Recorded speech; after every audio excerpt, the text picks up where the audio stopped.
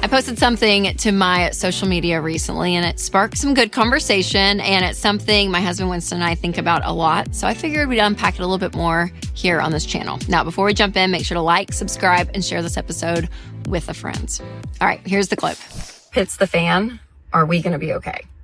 This is a question Winston, my husband, and I, we ask each other a lot because, I'll be honest, we've been married 15 years. We've been wise with our money. We've had incredible opportunities in our lives. And the scary thing for me always is that like our stuff can become who we are and our identity. And if it's all taken away tomorrow, like where are you left standing? And asking yourself that, which I know you can't like get there 100% without it actually happening. But there's something that's like, okay, if that happens, like what is important?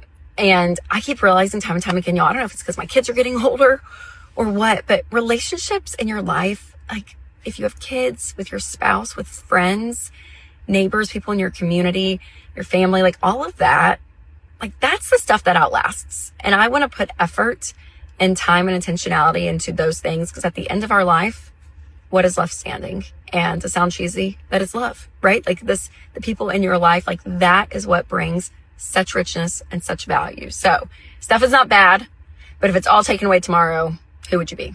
So like I said, Winston and I, we talk about this like a good bit because there's so much of my life that I do not want rooted in my identity because there are things that can be taken away from our jobs, our clothes, even our, church situation, even our kids' schools, like so many things that we can tend to be like, oh, this is so important. And you tend to shift so much of your identity into this idea, this place. It can be really dangerous. And again, these places that we love and that we value, it does fill our time and our budgets and our minds and our calendars. So it can be really easy to lose focus, but to continue to say, okay, who am I really? If things in my life were taken away, who am I really? So to really recenter ourselves, we do ask the question, like if crap hits the fan and it's all gone, what's left? What do we have left? And hopefully we have our marriage, right? We have each other.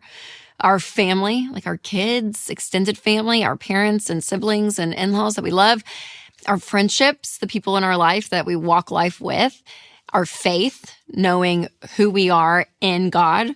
I would say our character, our life experiences, how we make our decisions, our values, like those are things that cannot be taken away. Now, there are three main ways that I try to invest in some of these intangibles that we just talked about. But first, I do want to tell you about one of our amazing sponsors, Christian Healthcare Ministries. When you lose your employer-sponsored health insurance, there may be a better option than COBRA. So consider Christian Healthcare Ministries. CHM is an affordable, biblically based alternative to health insurance that could be a third of the price of COBRA. Yes, CHM programs start as low as $98 a month, and CHM has helped hundreds of thousands of families take care of over $11 billion in medical bills since 1981. CHM members are also supported spiritually with prayer when they have a medical event. Now try getting that support with COBRA, because you won't. So whether you are going through a job loss, a life change, or just want to consider better options for healthcare costs, check out CHM. Learn more at chministries.org/budget. That's chministries.org/budget. Now, if crap hits the fan and like everything that you know about life is completely changed, that's very scary. And like, we don't want that to happen. And the reality is, usually all of that life change doesn't happen all at once, right? It's not like, oh my gosh, you lose a job, you lose a house, you lose this, and then you're like starting from scratch. Usually it's like one thing, possibly a big thing happens in your life. But again, that stuff continues to test who you really are. And that's why I continue to believe that the things that you want to invest in are the things that matter most in life. Yes, our jobs are important. Yes, we have to buy clothes. Like, yes, some of these things, right? Like, it is part of our life and it's great and it's beautiful and wonderful.